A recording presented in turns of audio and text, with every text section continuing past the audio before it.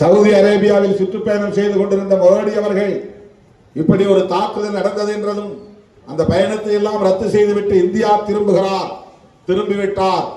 செய்தியாளர்களை சந்திக்கிறார், அமைச்சர்களை சந்திக்கிறார். பாகிஸ்தான் மீது இந்தியா கடும் நடவடிக்கை எடுக்கப் போகிறது, மோடி ஆலோசிக்கிறார் என்றெல்லாம் ஊடகங்களிலே ஊதி பெருக்கப்பட்டது. அதன் பிறகு மோடி என்ன செய்தார்? காஷ்மீருக்கு போனாரா? பீகாரிலே போய் தேர்தல் பரப்புரை செய்து கொண்டிருக்கிறார். இந்த 26 பொதுமக்கள் படுகொலை செய்யப்பட்டது அவருக்கு ஒரு பொருட்டாக இல்லை. வயிறு எரியாதா? எண்ணி பார்க்க வேண்டும். உள்துறை அமைச்சர் அமித்ஷா போனால் போதுமா? பிரதமர் போனால் குடிமூழ்கி போய்விடுமா? ஒரு நாள் தேர்தல் பரப்புரையை தள்ளி வைத்தால் என்ன?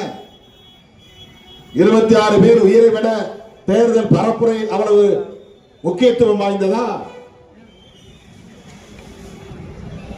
இதை இன்றைக்கு நாம் பேசுவதற்கு நமக்கு எந்த அரசியல் நோக்கமும் கிடையாது. பாரதிய ஜனதாவை எதிர்த்து பேசி விடுதலை சிறுத்தைகள் கட்சி என்ன டெல்லியிலே ஆட்சிக்கு வந்து விட போகிறதா?